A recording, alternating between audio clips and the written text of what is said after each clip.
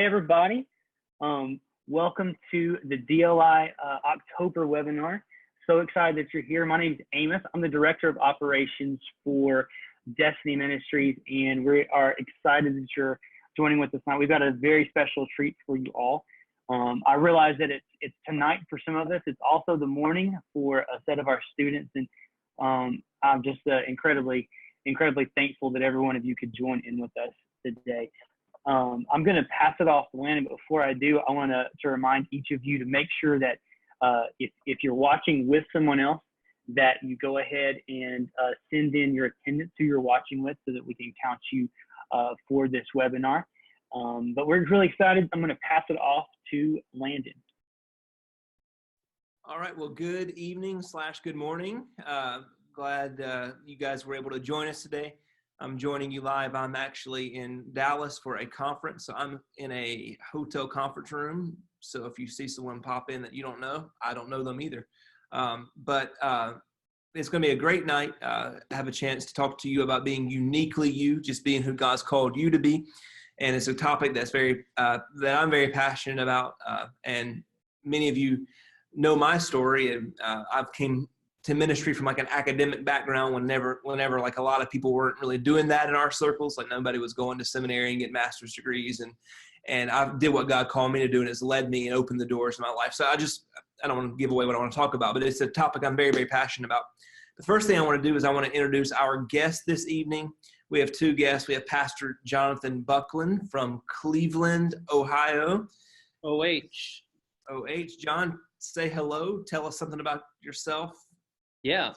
Hey, it's great to be here tonight with everybody and DLI. Just excited about the topic as well. Like Landon said, I planted a church in Cleveland, Ohio, pastor here, and just really enjoying the ride and enjoying what God is doing. And just excited, Landon, to be here and be in this conversation. Really believe it's going to add a lot of value. Wonderful, wonderful. And then we also have the one and only Pastor Wayne Francis, who you might have heard of. He's an incredible preacher, better guy. Pastor Wayne, why don't you just introduce yourself, say hello, and we'll get started. Hey, what's up, everybody? I'm Don Cheadle. You guys thought you were going to have Wayne Francis on here tonight, but on the set filming Black Panther Part 2, just messing around. Hey, everybody, glad to be with you guys. We launched a church here in Westchester County, New York, which is a bedroom community of New York City, just about 15 minutes north of the Bronx, a half an hour north of Manhattan, and we ain't out here playing games. We're excited to be with you tonight. Wonderful. Well, look, this is a topic that I think both of you guys can really relate to, and that is the idea that that God has uniquely wired each of us to do a thing, to do something in particular. And while God has a purpose on earth that's kind of like this big picture that doesn't really depend on mine or your involvement all that much, like God's going to do what God's going to do, that sense. But then there's also, so rather than being obsessive about finding our calling and our uniqueness, we say, okay, God, what are you doing and how can we join up with you and do that? But at the same time, we do have passions and we have gifts, and there is a point of intersection where God's purposes and what he's doing on earth in general and our unique callings, gifts, and anointings line up into a sweet spot where we're accomplishing what God has uniquely wired us to do. So what I'm going to do this evening is I want to feature our two brilliant minds that we have with us tonight, Jonathan and Wayne. But I want to just maybe open up with a couple verses of scripture and open up this topic for us. And then after that, we'll pitch it back and forth and get some thoughts from you guys. But why don't you turn with me for a moment to Judges chapter 9, verse 7.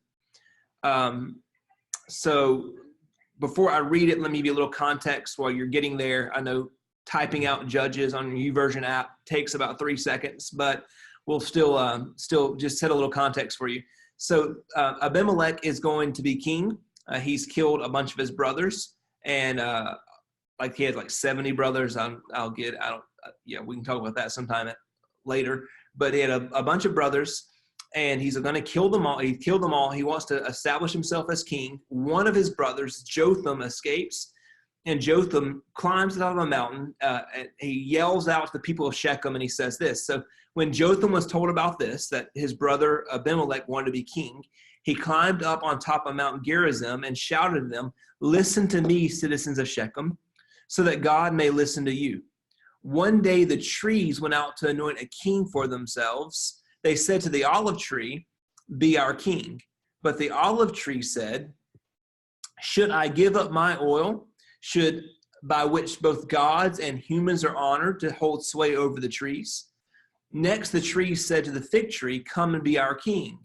But the fig tree replied, 'Should I give up my fruit, so good and sweet, to hold sway over the trees?' Then the tree said to the vine, 'Come and be our king.' But the vine answered, 'Should I give up my wine, which cheers both gods and humans, to hold sway over the trees?' And finally, all the trees said to the thorn bush, 'Come and be our king.' And the thorn bush said to the trees, 'If you really want to anoint me king over you, come and take refuge in my shade. But if not, then let fire come out of the thorn bush and consume the cedars of Lebanon.'" And now many of you are thinking, what does that have to do with our topic at hand? But here's the thing. The olive tree was so convinced that it was supposed to be producing olives that it did not leave its purpose of producing olives, because it's what it was created to do, to become a king over someone else. And the fig tree was so convinced that what it was designed to do was to produce figs, that it said, I can't leave what I'm called to do, designed to do, in order to do what you want me to do. And the same thing for the vines. And so the only one that was really willing to leave what it was designed by God to do was the one that had nothing else to offer, and that is the thorn bush. And I feel like what happens, there are many young leaders, or there are many leaders finding their place, and rather than finding out what they're wanting to do or what they're called to do, they are just doing what someone else expects of them to do, what someone else has asked them to do, or what will give them the most position, the most prestige, the most power. So there are people that are pursuing leadership rather than producing something of value. And when you produce something of value, then you're elevated to become a leader. But pursuing the position to be a king just so you can sway over other people is not the point whatsoever.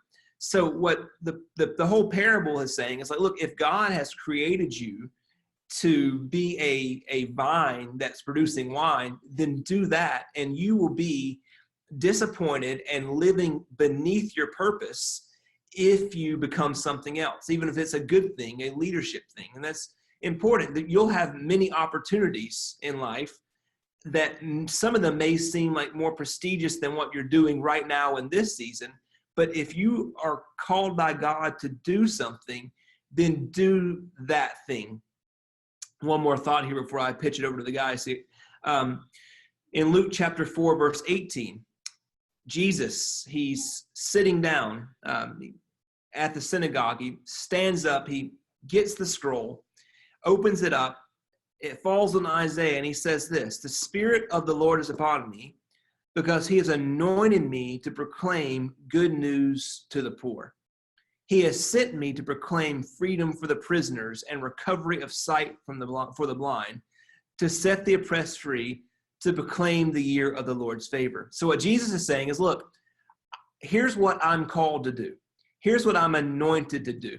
And I know Jonathan and Wayne could probably share some stories with me, but we've used the word anointing in lots of different ways. And you know, like anointing this, she's anointed to do that, I'm anointed to do this. But what the anointing that Jesus talks about is like, look, here's what God has called me to do, and here's what God is going to bless it when I do it. He has called me to proclaim good news to the poor, to proclaim freedom for the prisoners, recovery of sight to the blind, to set the oppressed free, and to proclaim the year of the Lord's favor. And then you go all throughout the Gospels, and everything that Jesus did fell into one of those 5 categories where he said, look, this is who I am. This is what I do. And as long as I'm doing what I'm called to do, it's anointed, it's blessed, and it prospers. And so what we want to talk to you about tonight, just to set the scene, is to find that place, to find that thing, to be comfortable being uniquely you. Whatever God has called you to be be that. You can't help, like the parable of the talents. There's the 5-talent guy, the 2-talent guy, and the 1-talent guy. If God made you a 2-talent guy, he's not going to judge you because you don't have more talents. He's going to judge you based on what you did with what you were given. So you can't do what other people can do, but you can do what you can do. And whenever God comes back, whenever Jesus returns, he's going to look at it like, did you use everything that I gave you to the best of your ability to make a difference for the kingdom of God? So tonight it's just all about how do you discover and find exactly what you're called to do and wired to do, and then to be confident enough to walk in that. Because we live in an age of comparison. We live in an age where we all want to do what looks cool. We live in an age where we all want to do the thing that gets us the most stage time and the most follows and the most likes. But like, if God didn't call you to pastor 10,000 people, then you would be miserable if you were pastoring 10,000 people. So what is that thing that God has called you to do? And how do you identify it? And how do you be confident in staying in that lane? Guys, jump in here. What are your thoughts? Well, I think it's pretty awesome. First of all, since we're talking about this topic of being uniquely you, is how all of us on this panel tonight all have different personalities. We all express ourselves different. One thing that I read not too long ago, I was reading some things and saw this, and I thought it was pertinent to this. John Calvin, who's a theologian, made a statement in his Institutes. One of the first phrases he makes is, "Without knowledge of self, there is no knowledge of God." Wow. And so, really, to me, discovering who we are called to be uniquely, the person God designed us to be, really a God awareness a greater God awareness is created when we develop a greater self-awareness. So I think it's a really good topic for us to delve into and really explore personally. And it's going to look different for each and every one of us.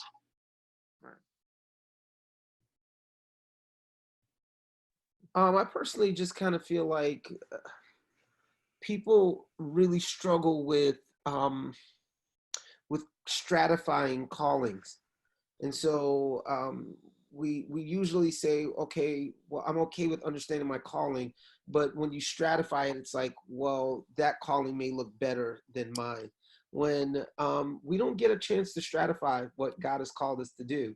We actually need to, part of being uniquely you is being uniquely satisfied in what God's called you to. And the place that God's called you to, or to the profession that God's calling you to, which I don't think is just ministry within the preaching context or vocational ministry. I'm talking about, what are you uniquely designed to do, and to not stratify that and create levels with talents. I think that the parables kind of point out this idea from time to time that God the Father, you start at this time of the day, you're going to get the same wages, or here's how you use your talents. There seems to be this equilibrium that doesn't have to do with stratification that we're so accustomed to doing. Yeah, and that's, I'm with you there. I think that's a great point, that the problem is often the stratification. So, Pastor Wayne, why don't you tell us, you are a pretty unique individual, unique ministry gifting, as we were discussing on the pre-conversation. There's been some iterations of Wayne Francis over the years. How's that work for you? Like, did you feel a difficult time, becoming comfortable in your own skin, who God's called you to be, even though it may not have looked like more, what you grew up seeing for someone who's going to be in ministry or pastoring? I think most of my iterations, came from me not feeling, to be quite honest with you, my extreme desire to be liked, right, and affirmed, and to have the addiction to being approved by people at times. And then part of it had to do with me trying to move away from a side of me that I didn't think would be effective for the people that I was trying to reach. So I was kind of insecure, right? Like, I don't know if people are going to like this side of me, and maybe I need to evolve and change. So I let the pendulum swing. But I think during those weird years of absence and not fully being myself, I learned a lot. And I learned that it is okay and much better for you to be uniquely you at all times, but that you need to be wise and discerning on how much where you get. It's all contextual, right? Paul says, to the Jews, I'm this way, to, the Greeks, I'm this way. And I think part of learning how to become uniquely you is to be effective in being the versions of you that are going to move people toward or persuade people towards, becoming more like Jesus, at least in what I'm trying to do. So to be quite honest with you, becoming uniquely you, there's going to be lots of insecurity. And what I hear from people all the time is like, you just need to be you, as if you could just turn on this switch at times. I think you become a better version of yourself by being insecure. I think you become a better version of yourself by being like, oh my gosh, I don't know if people, you need to wrestle that down, because when you finally wrestle it down and you can live in it, regardless of the way people are going to perceive you, you're the best version. So if you're listening today and you're kind of struggling with like, I don't know if I'm going to get affirmation. Hey, don't be afraid that tension is there for a reason. It's there to help you and to form you, become you, and you can't do it any other way. Yeah, and I think what we're alluding to here too is like being uniquely you, but being a uniquely redeemed you, because like sometimes we see that like, I'm just being me, but no, you're just being a jerk. And like, God doesn't, that's not what God wants of you, like, well, me, how I am according to my Enneagram, I just speak my mind, or, it's like, no, like there's self-control, there's temperance, there's moderation, so this isn't like this blanket excuse for you for like your carnal, unredeemed, insecurities and personalities to overtake you. We are saying though that you identify what God's called you to, but it's not this blanket excuse for like, well, that's just how I am, they better get used to it. Yeah. Good. So I think as we've introduced the topic now, I think the big question that will often come up then is, how do we discover what that is? Like in the world that we live in, probably a question that I would say I get as often as possible for a connect group I'm leading at our church. We're doing a You Ask For It, which is allowing people to ask, like we discuss what they want to know about. And consistently, the question that comes up in church, the question that comes up at DLI is, well, what is my purpose? How do I find that? Like, I would love to be uniquely me. I would love to be doing what God has wired me to do, but I don't know what that is. I don't know. As you've said about us stratifying it, I think sometimes it's easy. Okay, well, if I'm going to be a pastor, like I've always known that I wanted to be a preacher. I didn't like the idea that I was going to be a preacher. I fought against the idea for a long time, but I always knew deep down, like, this is what God wired me to do for, like, he could have done something else. And, I remember whenever I was like 19 years old wrestling with this, I'd be like, God, I go to all these camps and all these kids are like, here I am, Lord, use me. Like, there they are, use them, leave me alone. You're like, I wrestled with it, but like, I've always had this sense of knowing, this is what I want to do. And it took on a really, I don't want to make it all about me, but it took on a different life, that I went a formal academic route because like I had so many questions.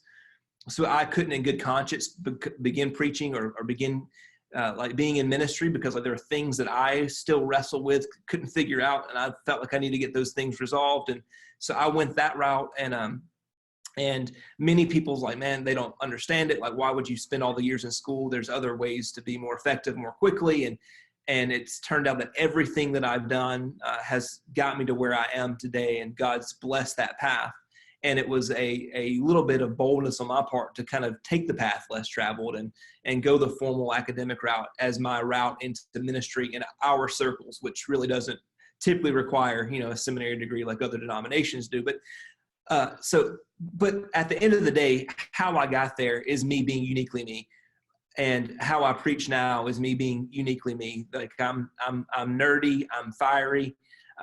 Whenever I get excited, my voice cracks because I have the voice tone of a prepubescent boy, but I still want to get excited. And, but I'm just comfortable with being that, and that's cool. But at the end of the day, I've known basically what I want to do and how it's going to work out. But there are many people watching this tonight. They're like, man, I don't know if I want to do kids. I don't know if I want to do youth. I don't know if I want to be in vocational ministry. I have no idea. So what I want to do is I want to talk about how we can begin to identify what those unique callings are. And I'll just list some things that come up in my head and then let you guys comment here. I think the first way that we can really, the first signpost of our calling, this is probably something that God's calling me to do, is that we make heroes of people who do what you love with extraordinary skill. So you see someone else doing it and it makes you excited. You want to emulate them. You want to be like them. They have an art form. I love good preachers of all kinds of different varieties. I like the laid back. I like the fiery. I listen to podcasts. I love good preaching. I don't even really care. Well, of course, what they say matters, but just the whole art form of it is something I love and it's something I'm passionate about. So if you notice that, man, you see someone okay, that speaker, I want to be like them. I'm taking cues from them. Or there's a civic leader, man, I love the way that the structures they put to place. Or the kids ministry director, man, I love how they do that. Whatever it is, whenever you begin to make heroes of those people to do what you love, that's a good sign. Hey, I'm probably called there. Yeah, one thing that I'll mention about in my own journey is I found that life is a lot about just experimentation, discovery, and reflection. So, I'm 37. One thing that I would say that I really struggled with, that I'm still not perfect at, but I was obsessed with always trying to find the one thing I was called to. Thinking, I'm going to be uniquely me. What's this one thing that I'm called to? And I've actually, at least for me personally, trying to find that one thing actually stalled me out in my purpose, because I became obsessed with trying to find the one thing rather than focusing on just doing the next right thing that's right in front of me.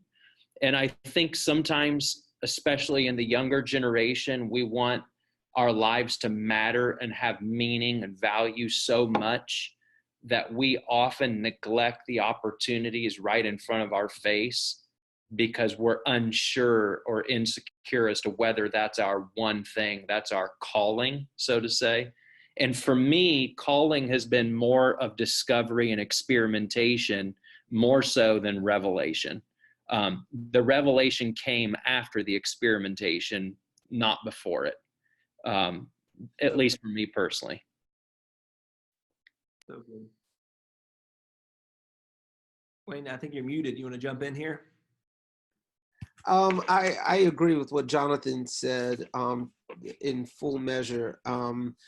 I really, I think that you have to really keep an explorative spirit. Most people are into, colonizing, and I hate the rhyme, but colonization over exploration, right? It's this kind of idea that it doesn't hit you at once.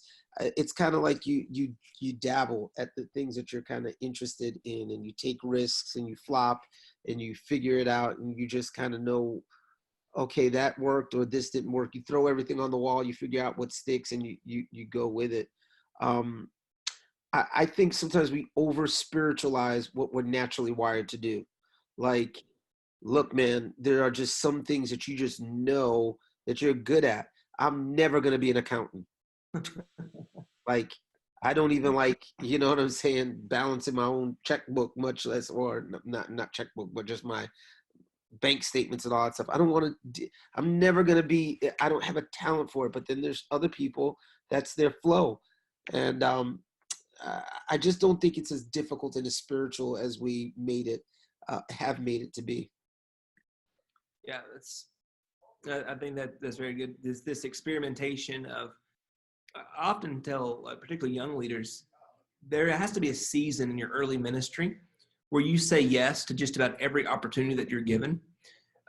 Because in that process, you're going to find some things out that, like, you need to learn to say yes. And so you'll often hear people say, well, you got to be careful with your yes, and you got to learn to say no to things. You don't want to burn out. But until you find it, man, say, I've done all kinds of things that I don't like. But I didn't really know that until I said yes to some opportunities. And I think saying yes is important, and then also having mentors in your life, because they can often see things in you that you don't see in yourself, that you don't have the awareness to know, like, hey, that you have this gift. People saw a pastoral gift in me before I saw it in myself. Like, I knew I was going to be an educator. I knew that I enjoyed speaking, and that I've had a passion for it. But like the pastoral part, like, other people saw that in me. I was like, no, I'm not going to pastor. I don't even like people. Are you kidding me? But other people saw it in me first. So that's just some thoughts there. What people see in you will end up being brought out of you, right? So it's Paul saying to Timothy, you can see it all throughout Paul's affirmation of his giftings. And it seemed, at least scripturally, like he needed encouragement, right? Because Paul's definitely affirming him in different ways. And it seemed like the laying on of the hands of the elders and so on, that their affirmation comes from the people around you, if you're good at it or not. People will tell you if you suck, that's for sure. But they'll also affirm you if you're really good at something. And here's another thing. You don't get great overnight. Malcolm Gladwell says, it's a certain amount of hours that you put in before you become an expert. I think people get discouraged in being uniquely you because they think that they should be like A-Rod the first time they go up to swing, or, that you got to sing like Lauryn Hill the first time. Well, messages, they were terrible, right? But you just keep working at it. Right.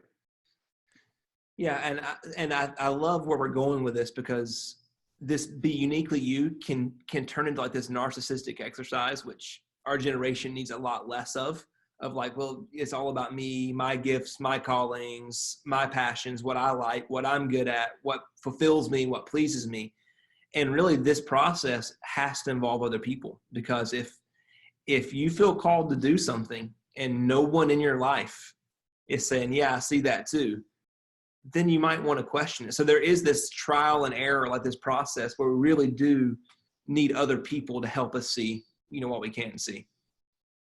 Landon, one thing that I've really struggled with too, God writes our story from the end to the beginning.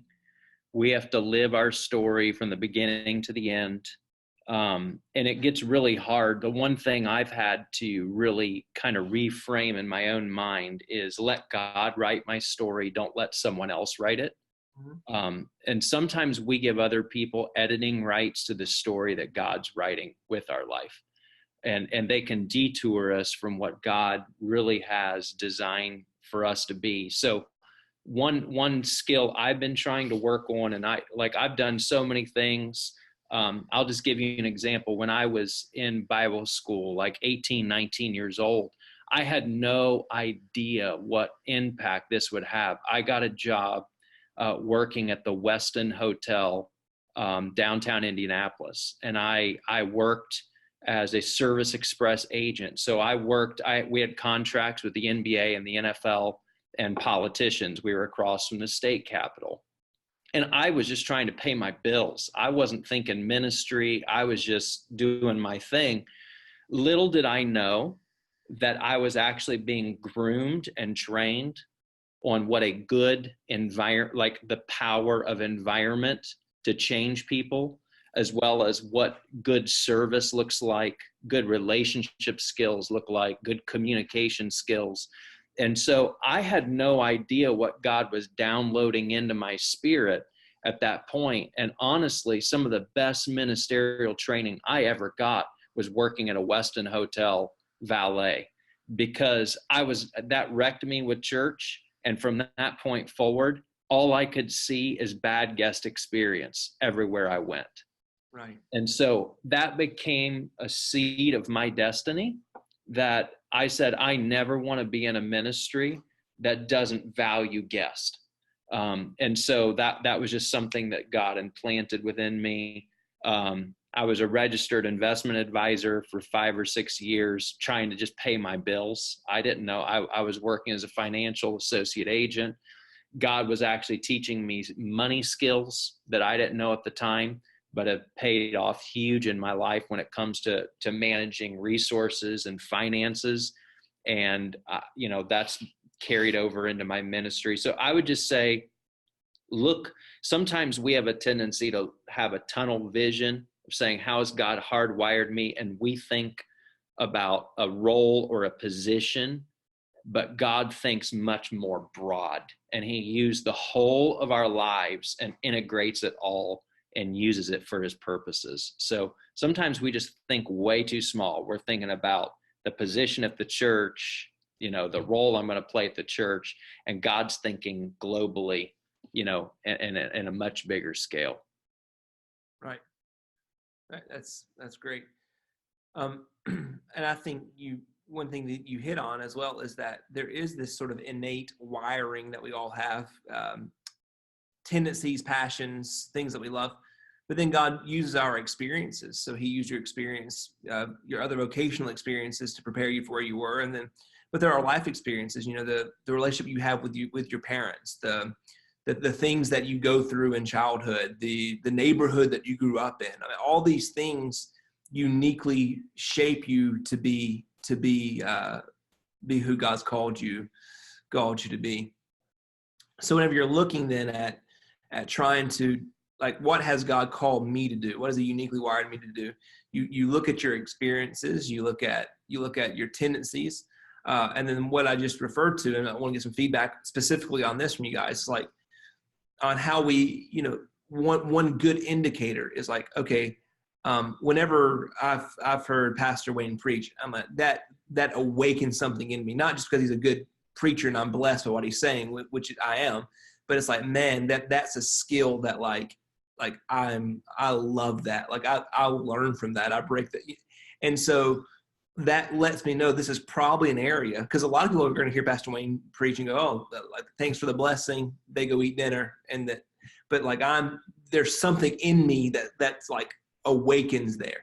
So let's specifically talk about like those moments where you see someone doing something that you feel called to do, and it awakens a passion for that in you, and maybe share some experiences that you of your own that you've had there. I can remember, being at a conference and watching a speaker from a distance and saying, I want to do that. Like, wow, that was amazing. Like, and feeling like compelled and disturbed to do it. But now, and more recently, there's other things that people are doing that I think are fascinating that I want to do, like podcasting. I know a lot of people have podcasts and stuff, but I think different ways to do it. Like, I would like my podcast to feel more like the Breakfast Club, and how do Charlemagne, DJ Envy, and Angela Yee compel people to listen to their stories, and how do you mix that with a little bit of the Rob Bell narrative style of communicating with people, and like there's all these different things that disrupt things in me that I'm like, man, I really want to do that. Like, and most recently, that's the thing that I'm doing right now is fascinating in many ways. Like, it doesn't matter that there's a magnitude of these things happening. Being uniquely you is figuring out how to narrow it down to your voice so that you are way more magnetic than all the other things that might be out there. So. Great. For me, I've been inspired by, of course, preachers growing up. I saw that, but honestly, one thing that really shaped me is reading a lot of books. I love to read, and one thing that I found personally is I found that very inspired how the one concept or one framework can completely revolutionize someone's life.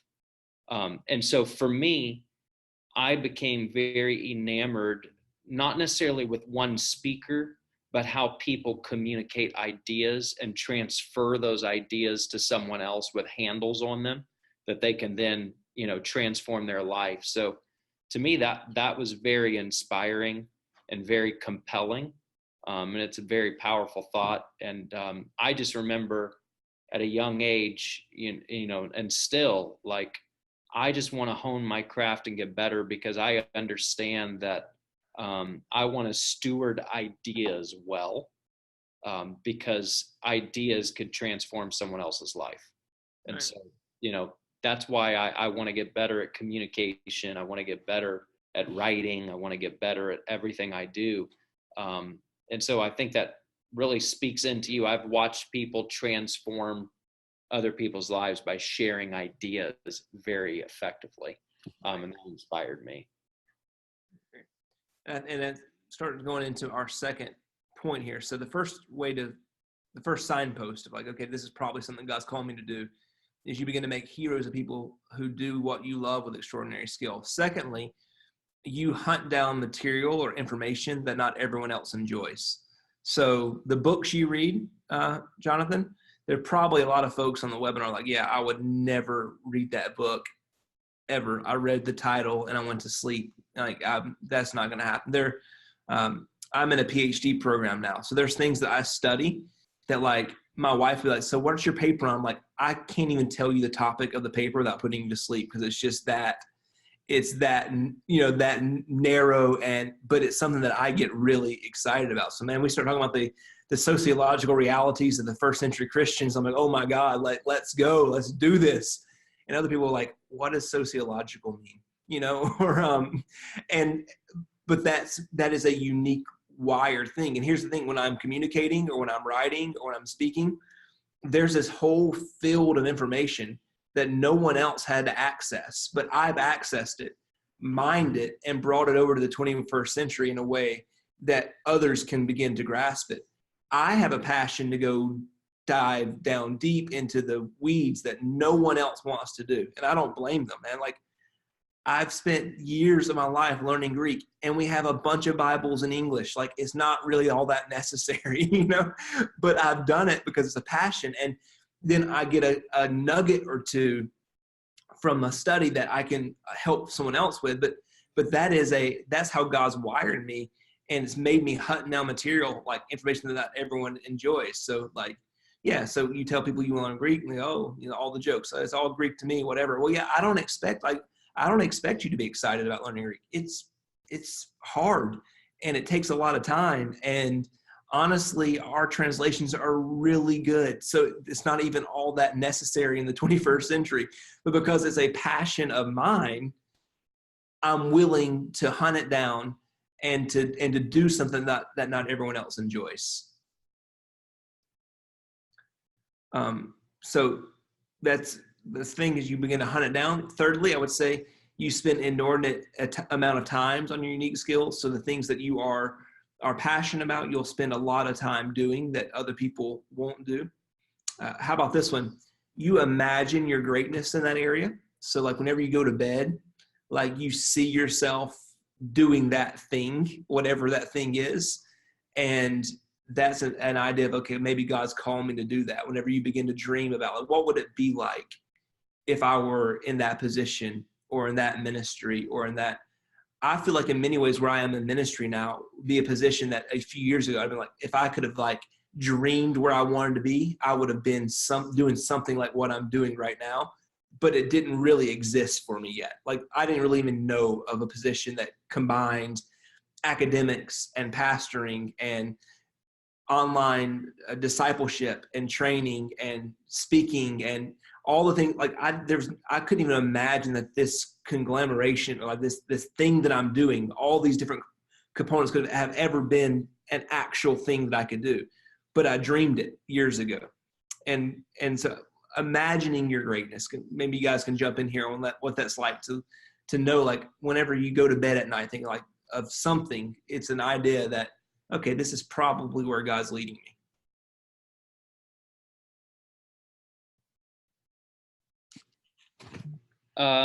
You, Jonathan.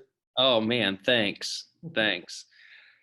Oh goodness. Well, one thing is, I don't think anyone sets off to do something risky without thinking there's a possibility of succeeding.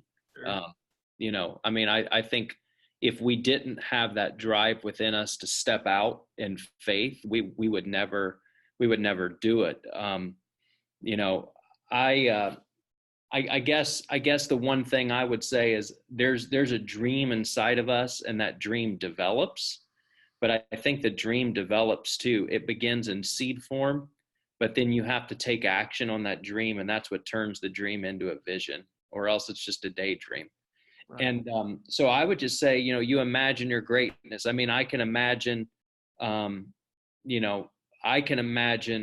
what I'm doing right now, taking off, doing a lot of different things. But the life I'm living, the dream has to constantly be evolving, or else it gets stale and stagnant. So, and I think that goes back into, you're hunting material information, you're spending time with your dream, because your dream becomes your baby in a sense, and another way I would probably say, kind of with you, and there's a fine line between being arrogant about your dream and having a God-given dream, like Joseph. In a sense, God gave him a dream. It was perceived as arrogance, and he had to learn how to steward the dream in such a way that the dream didn't become a detriment. So,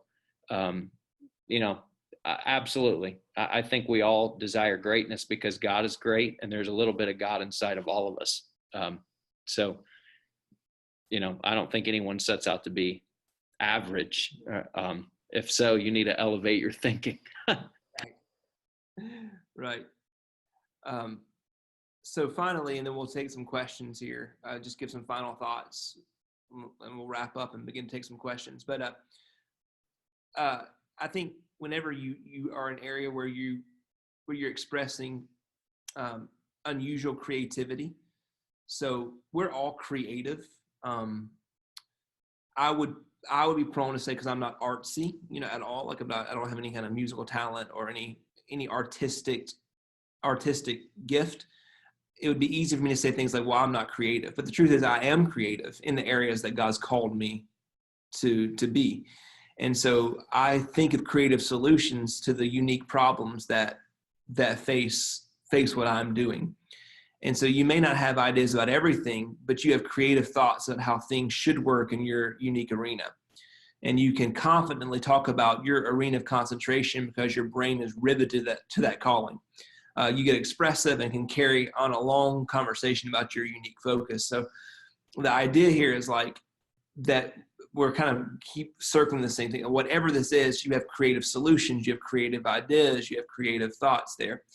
So just to sort of wrap up some of this, and then we'll begin to take some specific questions. But what would you guys say to conclude this signpost section? Like this way, like, hey, here, these are signs that you're on the path to finding what God has called you and wired you to do. I would say you're going to face challenges in order to make that happen. You'll receive affirmation from people around you that you are gifted in that way. And you will have unusual perseverance to continue to make that happen. The creativity, here's what I believe, the innovation will bring iterations. You'll have just this ability to morph and be adaptable. It's one of the reasons why people might look around and say they should give up, but you feel called, so you just keep evolving and you adapt. So the American idea of creativity, of finding calling, is microwave level. Mm-hmm. The real rubber meets the road. Finding your unique you is a rotisserie vibration, and you just gotta stick with it. Just keep turning, man. Right. Love it. Jonathan, any final thoughts here? Yeah, my final thoughts that I think of with, if Ephesians 2:10, we're God's handiwork, created in Christ Jesus to do good works, which God prepared in advance for us to do. For me, I know I'm getting into that lane and I'm getting close, because there's those moments of divine inspiration where I do something, or I touch something, or I'm in an environment where I'm like, oh, I was made for this. Like you just, I don't think you can explain it academically. You can only feel it emotionally. Like, it's like you walk into there and you feel like you're at home, and you feel like you've been there your whole life, even though you just arrived there. And so for me, looking for those moments of divine grace in what I'm doing, to settle in on what I'm doing. And that's what, gets me. And I want to piggyback on what Wayne said, because I think that is you have perseverance that's unusual, an uncommon perseverance. I think that is one of the key ingredients. So many times when we hit a wall or we hit frustration, typically you can discern, who's called in something or not, whether they have the grit to persevere through it. And I think that you hit the nail on the head. You can tell when someone's really called to it when they have a perseverance that's uncommon, and they're willing to navigate, the uncomfortable for long periods of time to see something happen. So, yeah, absolutely. Yeah, and that perseverance. I mean, think about this. Think about Jesus. He's on his way to the cross, and he tells his disciples that, and Peter speaks up and goes like, "Hey, that's not what I see for your life. like I see victory. I see you riding in on the white horse. I see you winning." But Jesus was so committed to what he was called to do that even though Peter didn't see it, he persevered through it. And so I would say that there are often, we have spoken that there will be affirmation, and Pastor Wayne said that, and I completely agree. But then there will also be people that don't get it. They don't get why you're doing what you're doing, and they don't understand your journey or your path. So the perseverance. So yeah, well, I know you don't see it, and I know maybe right now it doesn't look like it's working, but I'm going to keep doing it. So that's great. That's great. Let's start taking some questions here. So this idea of affirmation, this was a really great question. How can we discern when someone is truly affirming our calling or our giftedness, or maybe they're just telling us what we want to hear? They're just, I know in the realm of being a speaker, like almost everyone on the way out, they'll say, good job, good job, good job, and if they don't think you did a good job, then they send you an email later. That's typically how it works. But so there's good job, or email like you're the worst person ever. But how do we know when people are really affirming a gift, or when they maybe just kind of empty compliments? I think you collect affirmation primarily from people that you respect first. Affirmation shouldn't always come from anonymity. So people that you have no track record for, you don't know what they, I think you receive affirmation from the people that matter the most around you, that know the worst versions of you, that know your process, and then you let the circle move out from there. Start with the core of the people that you trust and they have a track record of not,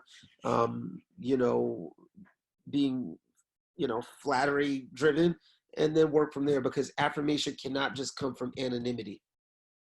Right. Yeah, I would totally agree. We like to view affirmation as like crowdsourcing. Who's giving me affirmation? For me, first of all, if you're married, and you're a guy, your wife will affirm a calling. You'll be able to sense that. Or if you're a woman, your spouse, because they know you, they're in relationship with you, so they're going to get your attention.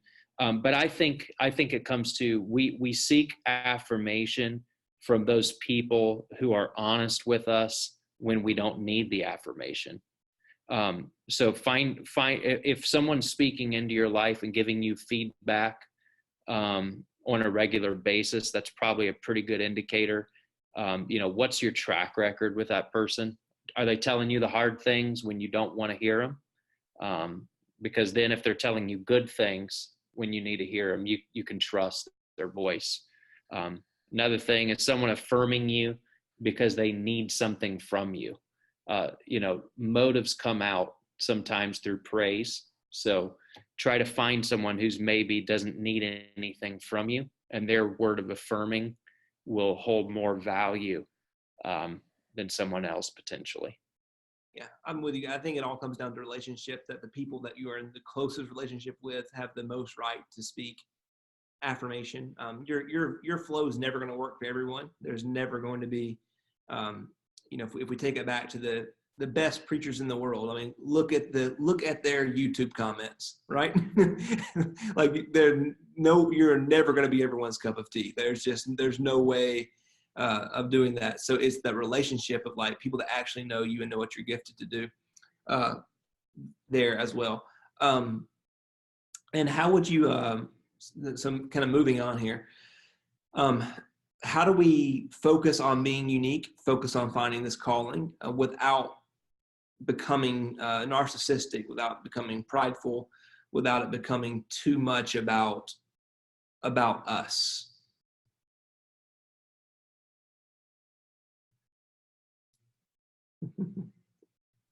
Jonathan.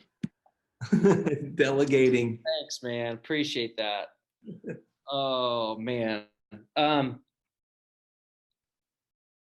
I think it's the motive. Honestly, I think the motive is if we are God's handiwork and we are designed by God, that means that things flow from him. So what we have to understand that the more we learn who God created us to be, the more we actually discover who God is. So I would say it doesn't have to be narcissistic. There's a difference between being confident in who God's called you to be and being arrogant. And really that's a matter of the heart. What's your motive? So, anybody can misuse a gift. So, I mean, I don't know. The only thing I would say is keep your heart right. And no one can do that but you. So I would simply say if you're overthinking it, then you're a narcissist. If you overthink being yourself and how you gotta, socialize yourself in a room and my outfit and you're overthink. If you're overthinking it, you're probably heading in the direction of some sort so of. good. Yeah, love it. And I think too, it's whenever you know that you're good at something, that doesn't make you inherently narcissistic. Because what my thing is, like, I know that I'm good at a couple of things, and I know I suck at a whole lot of things. And so it's not this overall like elevated view of myself. It's like, yeah, I'm good at this. Like I've got a gift here, but there are lots of things that I am just terrible at, and I'm as open about those things as I am about the areas where I feel giftedness. So keeping a good perspective on yourself to know that we all have strengths and weaknesses. I love this next question here. And that is, you commit to something because you feel called to it, like a ministry of some sort, because just bring it back down on the very practical level. You feel called to a ministry, you feel called to do something, and then you're in it, you're committed to it, you're doing it, people are counting on you to do it. And then you start feeling, I don't really think that this is the place anymore. I feel like God used this as maybe a stepping stone to take me to something else. How do you navigate once you've kind of followed a passion into something and then you're like, this probably isn't it, but you're already committed? Man, that's a really good question. But delegating back. And Wayne takes the first swing here. He keeps passing it on to. Yeah, that's a really good question. In my opinion, to be uniquely you, it'll always take a form of courage. And courage is not only taking the risk to do something, courage is also taking the risk to.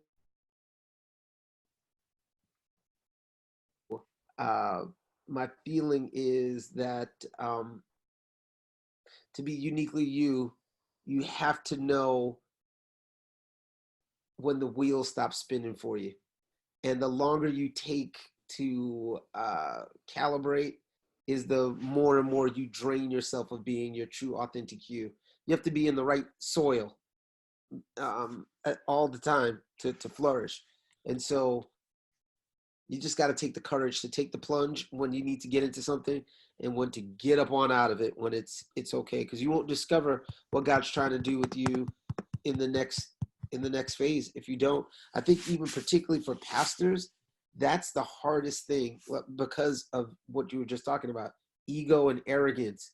Like, there's some guys, they can't admit that pastoring for 5 years was the right thing for them to do for those 5 years. You celebrate the people that got saved, leaders that you helped develop, and people that went on. And now maybe it's time for you to go do something else, like get a full-time job in the marketplace and still be a kingdom mover.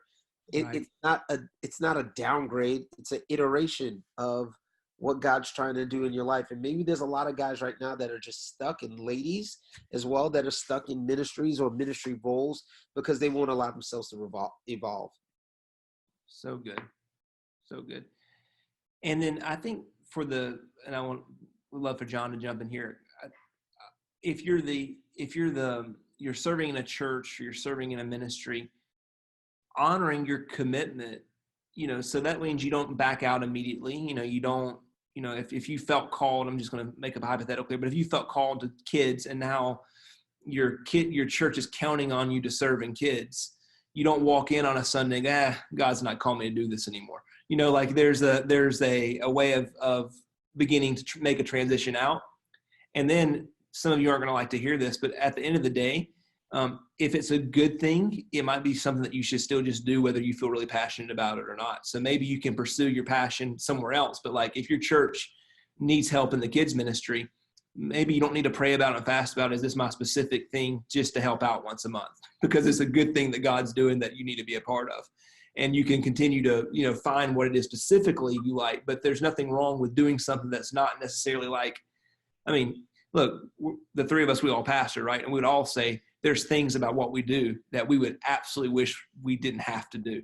But we do those things because it enables us to do the parts of ministry that we are really passionate about. When you said you're not an accountant, but you probably have to sit through a budget meeting or two, right? And so, so there is this sense of like, even if you don't feel called where you're serving right now, just do it. Just do it while you're still pursuing what else God has for you. But there's nothing wrong with filling a role. Yeah. I would just add in, first of all, I would say, Wayne said it takes courage to be uniquely you. I do think, and I would like to encourage, as a pastor, I've always encouraged our team to communicate early and often. So when you begin to feel a shift, let's say you're working in a ministry role at a church, our tendency is to if we feel a shift, we're nervous or insecure to communicate about it because we don't want to let other people down, and we made a big deal about it. It's amazing if you would have the courage to have an open conversation about how you feel. There's a good chance your pastor may already know or sense that already, because a lot of times, people already feel that. So just have the conversation, and it may require some transition period, but you can do that in a healthy way. Absolutely. So just, I would say if you're ever on the fence, always have a conversation and communication. And if someone can't have that conversation with you, that should tell you a lot about your culture. Right. Great. So hey, let's do some rapid fire here. There's several more questions, and I really want to wrap up. Our hour is gone, but I want to get to as many as we can. So just I'll throw out a question, give a 1 or 2 line answer that can help us start thinking the right way on these topics, and then we probably won't have time to elaborate. The balance between stewarding your gifts, pursuing your opportunities, versus waiting on the Lord to show you what He's doing, and then inviting you to join what He is doing. So when do you work and when do you wait? You always work, never wait. Yep. I would say assume there's a green light and look for a red light. So good. So good. you've dabbled in a lot of fields. You've gotten good at several different things. You're jack of all trades. You're master of none. When do you decide, okay, now it's time for me to stop having my hand in everything and to focus on one thing that I can do well? When do you make that decision to move forward in a certain area? When you need money. When you need money. So if it's a full-time, like talking about like a vocational ministry thing, like maybe clarify that a little bit. The order of priority is on what's going to sustain you so that you can figure out what's next. So usually that has to do with money. Like, how do I, you know, you could be the artist that's waiting tables forever and broke, or you could say, I'm going to do something that stabilizes me, and then I'll figure out how to pursue what I really feel called to. That means, to me, it means, sounds like there needs to be some more personal clarity in your own life before you can make a bold move in another area. So find out what you really want before you pursue anything. Right. And then make a bold move from there. Right. Very good. And okay. How do you politely tell someone that what they want you to do is not what you're called to do? Oh, that's so tough. Especially for a personality like mine, where I want everybody to like me, and I don't want to hurt anybody else's feelings. But people prefer truth and clarity more than anything else. In the absence of clarity, people fill in the blanks. So it's always better to just be clear and not clever. And I think you just got to be honest, and it's painful. Like, you just can't run from pain. Right.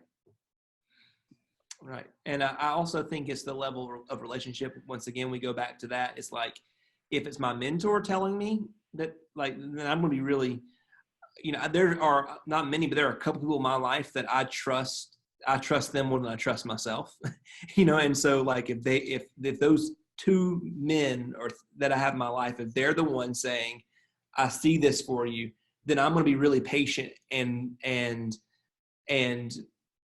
give them the benefit of the doubt and keep at it a little bit longer. But if it's just someone, you know, man, I know this pastoring, everyone that I pastor, they have different expectations of me, and they have different things that they think that I should be. And so I have to be polite and say, look, that's not who I am. That's not what I'm doing. So it just depends on that level of relationship as well. You know, how much trust you have for them. But yeah, the politely is to say, and if they really love you, if the person's really in relationship with you and really love you, they're going to take that well, and they're going to probably allow you to fail. They would rather you pursue what you're doing and fail rather than do what they want you to do. They would like to see you experiment in that freedom if there's really love there. All right, one more because we're running out of time here. So this one is for Jonathan. You gave the John Calvin comment that you can't know God until you know yourself. So maybe a little clarity, because maybe some of us have heard the opposite of that. Like, you really can't know yourself until you know God. And there's a subtle distinction there. So maybe, I mean, you're not John Calvin, you're John Buckland, but you could perhaps clarify a little bit what he means there. Right. Well, I'm not going to speak for John Calvin. I'll just say this is not a humanistic theology by any stretch of the imagination, but I would just say this: the more I discover who God designed me to be, the more appreciation and knowledge I get of who God actually is. So if God is the designer of us, if we are his handiwork, that means that I was designed intentionally by a creator to fulfill a certain function and role. And I have an assignment that he created me for. And then it says he prepared good works in advance for me to do. In other words, I'm set up for success by my creator. And so my response, many times the thing that holds me back from truly understanding how God has hardwired and designed me is my lack of inability to do work on myself. So some of the greatest opportunities in my life have come through doing the hard internal work of figuring out how I truly am hardwired. And that's being honest about who I am and honest about who I'm not. And that becomes very freeing and liberating. And it changes my relationship with God from being frustrated by who God didn't create me to be, and instead begin to worship and praise God for who he actually did create me to be. And so I don't know if that clarifies it at all, but that's how I would view that statement. Right. Yeah, I think you did a great job of clarifying that. So I think our time is up. This has been a very insightful conversation. I've learned a lot. Appreciate you guys. I would kind of give a last thought and then pitch it to you guys if you have one. But I can't help but remember David and Saul. The task was to defeat the giant. And so Saul thought that David could accomplish the task wearing his armor. But that armor was too heavy for David. And there will be seasons in your life where like what you think you want to do is too heavy for you. And so you've got to find what you actually can do. So David could have never defeated the giant wearing Saul's armor, but David could defeat a giant with how he's been called and how he's been wired and what he learned in the field with a slingshot and some smooth stones. And so when it comes to the giants in your life, the giants that God's called you to slay, the purpose that he's called you for, trying to do it someone else's way won't lead to results. But being brave enough to go, yeah, I know the conventional way is to put on the armor and take the sword, but that's not how I'm wired. I'm going to do it this way. And the task is the same. The end result is the same. The outcome is the same. How you approach it is different. And that's how we can be very comfortable knowing that we're all called differently. We won't all do this the same way. I'm not designed to carry the weight or the anointing or the call from other people, but I can slay my giants the way that I have been called and the way that I have been gifted. So concluding thoughts for you guys before we wrap up here. Good. All right. Pastor Wayne, any wisdom you have for us? No? All right. Well, man, we really do appreciate you guys logging in and hanging out with us tonight. If you have further questions, just shoot them to us via email. We'll try to get those out to you as soon as possible. We didn't get around to your question. I do apologize. We were a little crunch for time. This has been such an enlightening conversation. Pastor Wayne Francis, Pastor Jonathan Buckland, thank you guys so much for joining us. Amos, thanks so much for hosting this. Students, love you guys. Appreciate you. Keep working hard, and we'll see you around this time next month. Thank you, everyone. Thank you. Great time. God bless.